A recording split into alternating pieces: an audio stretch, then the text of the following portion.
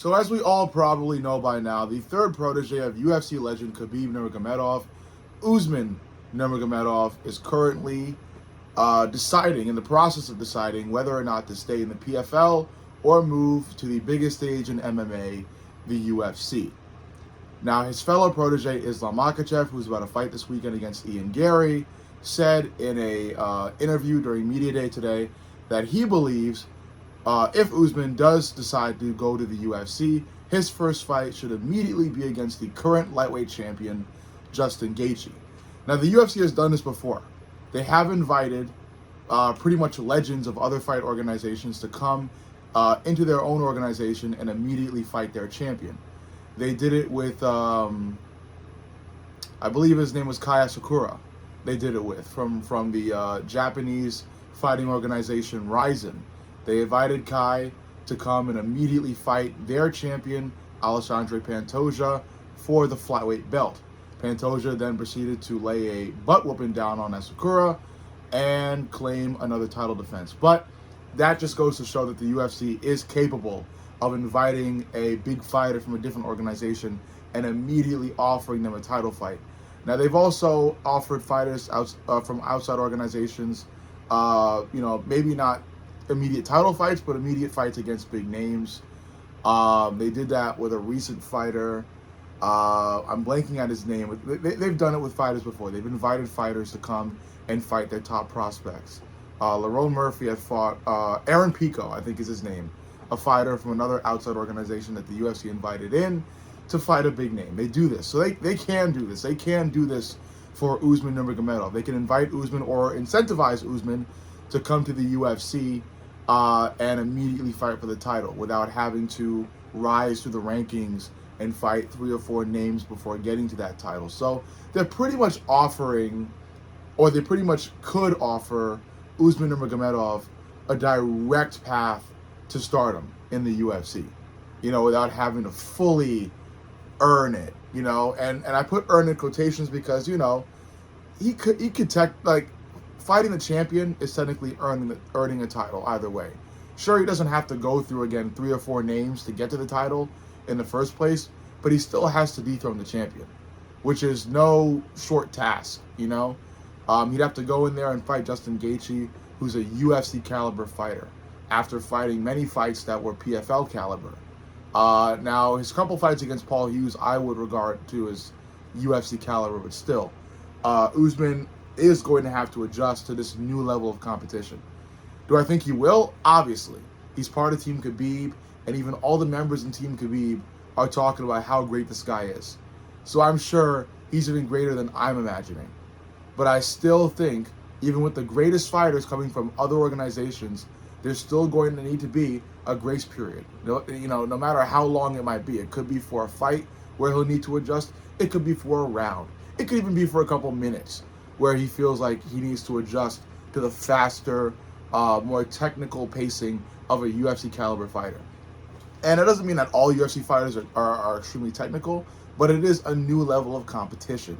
There's a new level of aggression, of intensity there, because UFC fighters, more often than not, are having to fight harder for their rewards rather than PFL fighters may have had to in the past, because the UFC pays less and they require their fighters to be more dependent on outside sources of income like endorsements or sometimes bonuses rather than straight up promised pay.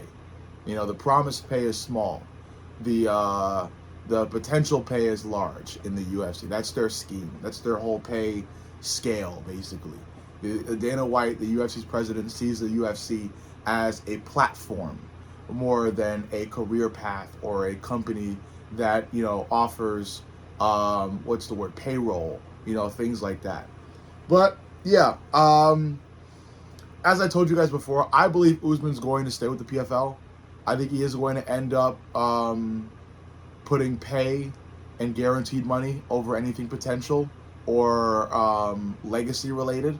I think he will feel like Khabib and his legacy is already cemented given Islam's success and Khabib's success and Umar's potential success sometime in the near future. So he could feel like, there is no real need for him to move over there to prove some point about Dagestan when the Dagestani wave is still very much in effect today. So he'll more so prioritize, you know, straight up money, you know, money, promised money rather than any endorsement or anything like that. And the PFL is the best place that can offer him that. They're the best place to receive that guaranteed straight up money. The PFL does seemingly care about their fighters more in terms of payment than the UFC does. So he'll like that. And then there's also the factor of the PFL recently joining forces with MVP MMA and coming up with all these ideas about their future and how they want it to look. So the PFL will make big moves. It's still undetermined as to whether or not those moves will be successful, but there are big moves planned for the PFL. And I think that will be alluring enough for Usman Nurmagomedov to continue being pretty much the face of the PFL. But let's say he does decide to go to the UFC. I, for one, think it would be better for him to get a couple of fights under his belt before fighting for an immediate title, before participating in an immediate title shot. I don't like that notion. I think it undermines all of the other potential contenders in divisions. I didn't like the UFC picking out Kai Asakura from Rizin and offering him a shot against Pantoja. It upset me because, you know, it makes me think about all the other fighters in that division that have been, you know, really hustling for their chance, you know, through UFC caliber competition. I get it. Rizin's a great organization. I still don't believe Rizin's level of competition is anywhere close to the UFC's. I don't believe the PFL's competition is close. Karate Combat, I don't know, Bellator, Cage Warriors, what have you. All the other MMA organizations, they don't come close. So to just choose a great fighter from one organization and throw him in there for a title fight, it just seems like a huge cut of the line, and I don't like that. I don't even like that for Usman Nurmagomedov, who I said is part of Team Khabib. He's already got a lot of motion with Team Khabib and credibility and reputation, and still, I think he should prove something in at least one prior fight to fighting for the title against a Mauricio Hufi, a Diego Lopez, a Max Holloway, a Charles Oliveira, a Paddy Pimblett, you know, somebody in that in that weight class. You know, Benoit Saint-Denis when he recovers, you know, somebody to test him at least once before he fights Justin Gaethje for the title. And I think he wipes the floor with Justin Gaethje. You know, I think any really dominant grappler can that is going to prioritize grappling, you know. Paddy Pimblett decided to prioritize brawling in his fight with Gaethje, and that's why I believe that Gaethje won the fight. And I don't say that, I don't mean that as a dig towards Gaethje, because he's a fun, skilled grappler with tons of power behind his hands, but I still feel like our skilled brawler, I believe, with tons of power behind his hands and grappler. But you know what I mean. Gaethje's a fun brawler. He's powerful. Every fight he's in is a fun fight to watch, you know. But when he goes in there against grapplers, high-level dominant grapplers who are looking to blanket on him round after round, he struggles. More often than not, he struggles. But again, the grapplers he struggles with are going to have to be grapplers that know what they're doing on the feet as well. You know, it can't be a grappler that's, you know, 100% grappler and 0% striking, because every fight starts on the feet, especially in the UFC. So Gaethje will have a big chance to knock that guy out if he doesn't know what he's doing on the feet. But, you know, Pimblett decided to fight fully on the feet. Usman Nurmagomedov is not only talented on the ground, he's talented on the feet as well. So I think even if Usman wanted to fight the full fight on the feet, he's got a pretty good chance of beating Gaethje.